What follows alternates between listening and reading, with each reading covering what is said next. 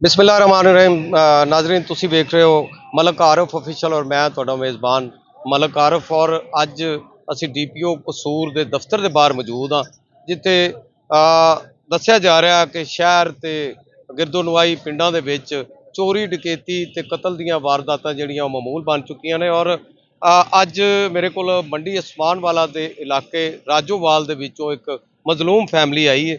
ਉਹਨਾਂ ਦੀ ਸਿਸਟਰ ਜਿਹੜੀ ਸੀ ਯਾਨੀ ਕਿ ਦੋ ਭੈਣਾਂ ਨੇ, ਉਹਨਾਂ ਦੀ ਤੀਸਰੀ ਜਿਹੜੀ ਸਿਸਟਰ ਸੀ ਫਰਜ਼ਾਨਾ ਬੀਬੀ, ਉਹਨੂੰ 3 ਮਾਹ ਪਹਿਲੋਂ ਡਕੈਤੀ ਦੀ ਵਾਰਦਾਤ ਦੇ ਦੌਰਾਨ ਕਤਲ ਕਰ ਦਿੱਤਾ ਗਿਆ ਔਰ ਉਸ ਤੋਂ ਬਾਅਦ ਪੁਲਿਸ ਨੇ ਕੀ ਆਪਣਾ ਉਹਦੇ ਵਿੱਚ ਕਿਰਦਾਰ ਅਦਾ ਕੀਤਾ ਕਿ 4 ਮੁਲਜ਼ਮਾਂ ਨੂੰ ਗ੍ਰਿਫਤਾਰ ਕਰ ਲਿਆ। ਮੇਨ ਜਿਹੜਾ ਮਰਕਜ਼ੀ ਮੁਲਜ਼ਮ ਹੈ ਉਹ ਇਹਨਾਂ ਦਾ ਕਹਿਣਾ ਹੈ ਉਹਨੂੰ ਗ੍ਰਿਫਤਾਰ ਨਹੀਂ ਕੀਤਾ ਗਿਆ ਔਰ ਇਹਨਾਂ ਨੇ ਦੱਸਿਆ ਬੜੀ ਰੁਦਾਤ ਸੁਣਾਉਂਦੇ ਰਹੇ ਨੇ, ਰੋਂਦੇ ਰਹੇ ਨੇ।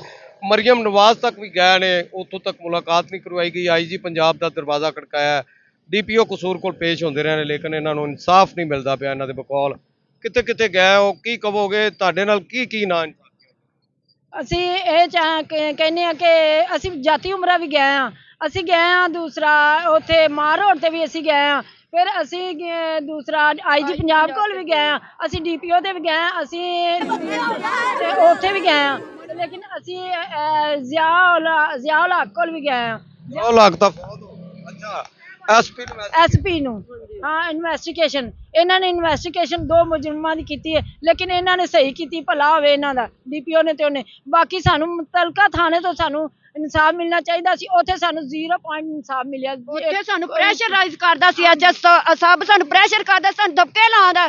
ਹੁਣ ਜਿਹੜਾ ਮੁਜਰਮ ਹੈ ਨਾ ਸਾਜਦ, ਉਹ ਸਾਨੂੰ ਧਮਕੀਆਂ ਲਾ ਰਿਹਾ, ਸਾਡੀ ਜਾਨ ਨੂੰ ਖਤਰਾ ਹੈ। ਅਸੀਂ ਰਾਤ ਬਰਾਤ ਰੋਲਨੇ ਆ, ਕਦੀ ਕਿਸੇ ਕੋਲੋਂ ਤੁਹਾਨੂੰ ਗ੍ਰਿਫਤਾਰ ਨਹੀਂ ਕਰਦੀ ਪਈ ਕਿ ਉਹ ਪਿੱਛੋਂ ਤੁਹਾਡੇ ਤੇ ਸਾਨੂੰ ਮਾਰਨ ਚਾਹ ਰਹੇ ਨੇ, ਕੀ ਲਾਵੇਗਾ, ਥ੍ਰੈਟ ਕਰੇਗਾ ਤੇ ਤੁਸੀਂ ਸਾਨੂੰ ਮਾਰਨਾ ਚਾਹੁੰਦੇ ਨੇ। ਉਹ ਕਹਿੰਦੇ ਨੇ ਕਿ ਇੱਕ ਬੱਚਾ ਚੁੱਕੋ ਮਕਤੂਲਾਂ ਦਾ, ਇਹ ਸੁਲ੍ਹਾ ਕਰਨ ਤੇ ਮਜਬੂਰ ਹੋ। ਇਹ ਬੱਚਾ ਹਾਂਜੀ ਉਹ 4 ਸਾਲ ਦਾ ਬੱਚਾ ਹੈ, ਅਸੀਂ 3 ਬੱਚੇ ਲੈ ਗਏ ਤੇ ਬਾਕੀ ਬੱਚੇ ਕਦੀ ਕਿਸੇ ਦੇ ਘਰ ਸੌਂਦੇ ਨੇ, ਕਦੀ ਕਿਸੇ ਘਰ ਜਿਹਨਾਂ ਘਰ ਸੌਂਦੇ ਨੇ ਉਹਨਾਂ ਨੂੰ ਪਤਾ ਚੱਲ ਜਾਂਦਾ ਪਿੰਡ ਦੇ ਨੇ, ਫਿਰ ਉਹਨਾਂ ਦਾ ਦਰਵਾਜ਼ਾ ਖੜਕਾਉਂਦੇ ਨੇ, ਉਹ ਵੀ ਫਿਰ ਕੱਢ ਦਿੰਦੇ ਨੇ, ਕਹਿੰਦੇ ਨੇ ਕਿ ਤੁਸੀਂ ਆਪਦੇ ਘਰ ਜਾਓ, ਸਾਡੀ ਜਾਨ ਨੂੰ ਵੀ ਨਾਲ ਤੁਹਾਡਾ ਕਾਰੋਬਾਰ ਕੀ ਵੈਸੇ?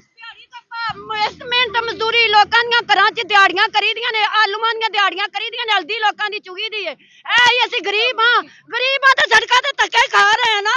ਮੀਰ ਹੁੰਦਾ ਤੇ ਕਾਰ ਚਾਹਦੇ ਕਾਂਦੇ ਤੇ ਦਿੰਦੇ ਮੋਢੇ 'ਚ ਪੈਸੇ, ਪੁਲਿਸ ਸਾਡੀ ਗੱਲ ਸੁਣ ਲੈਂਦੀ। ਅਸੀਂ ਗਰੀਬ ਆ, ਗਰੀਬਾਂ ਨੂੰ ਇਨਸਾਫ ਨਹੀਂ ਮਿਲਦਾ।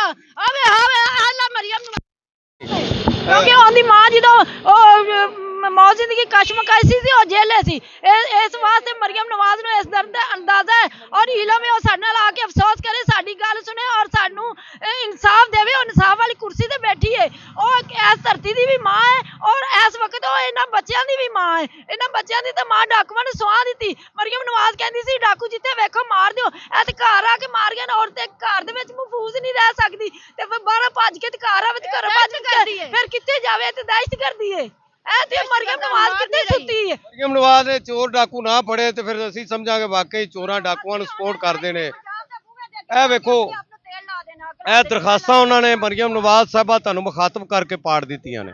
ਇਹ ਕੋਈ ਇੰਗਲਿਸ਼ ਚ ਲਿਖਾਈਆਂ ਨੇ, ਕੋਈ ਉਰਦੂ ਦੇ ਵਿੱਚ ਦਰਖਾਸਤਾਂ ਲਿਖਾਈਆਂ ਨੇ। ਇਹਨਾਂ ਦੇ ਪੈਸੇ ਲੱਗਦੇ ਨੇ। ਅਰਜ਼ੀ ਨਵੀਸ ਨੂੰ 500 ਰੁਪਈਆ ਦੇ ਕੇ ਦਰਖਾਸਤਾਂ ਲਿਖਵਾ ਕੇ ਤੇ ਉਸ ਤੋਂ ਬਾਅਦ ਨਾ ਇਨਸਾਫ ਮਿਲਣ ਪਰੋਂ ਧੱਕੇ ਖਾਂਦੇ ਫਿਰਦੇ ਨੇ। ਇਹ ਡੀਪੀਓ ਦਾ ਦਫ਼ਤਰ ਹੈ। ਇਹ ਵਿਚਾਰੇ ਮੰਡੀ ਉਸਮਾਨ ਵਾਲੇ ਤੋਂ ਅਗਰ ਆਉਂਦੇ ਨੇ ਤੇ ਕਮ ਅਜ਼ ਕਮ ਹੀ ਇਹਨਾਂ ਦਾ 500-600 ਰੁਪਏ ਕਿਰਾਇਆ ਲੱਗ ਜਾਂਦਾ ਹੈ।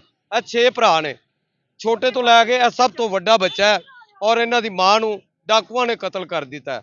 4 ਮੁਲਜ਼ਮ ਜਿਹੜੇ ਨੇ ਗ੍ਰਿਫਤਾਰ ਕੀਤੇ ਗਏ ਨੇ ਔਰ ਜਿਹੜਾ ਸਹੀ ਮੁਲਜ਼ਮ ਹੈ, ਮਰਕਜ਼ੀ ਮੁਲਜ਼ਮ ਇਹਨਾਂ ਦੇ ਬਕੌਲ, ਉਹਨੂੰ ਗ੍ਰਿਫਤਾਰ ਕਿਉਂ ਨਹੀਂ ਕੀਤਾ ਜਾ ਰਿਹਾ? ਐਵੇਂ ਹੀ ਇਤਬਾਰ ਉੱਠਦਾ ਹੈ। ਅਗਰ ਮਰੀਮ ਨਵਾਜ਼ ਇਹਦੇ ਤੋਂ ਨੋਟਿਸ ਲੈ ਕੇ ਅਗਰ ਇਹਨਾਂ ਨੂੰ ਇਨਸਾਫ ਨਾ ਦਵਾਵੇਗੀ ਤੇ ਫਿਰ ਇਹ ਲੋਕ ਗਿਲਾ ਕਰਦੇ ਮਰ ਜਾਣਗੇ ਕਿ ਸਾਡੇ ਨਾਲ ਮਰੀਮ ਨਵਾਜ਼ ਨੇ ਇਨਸਾਫ ਨਹੀਂ ਸੀ ਕੀਤਾ। ਤੇ ਫਿਰ ਕਾਹਦਾ ਰਿਫਾਰਮ ਤੇ ਕਾਹਦੀਆਂ ਤਬਦੀਲੀਆਂ ਦੇ ਨਾਰੇ ਤੇ ਕਾਹਦੀ CCD ਤੇ ਕਾਹਦੇ ਇਨਸਾਫ ਦੇ ਬਲੰਦੋ ਬਾਂਗ ਦਾਵੇ। ਛੱਡ ਦਿਓ ਸਾਰਾ ਕੁਛ ਹੈ।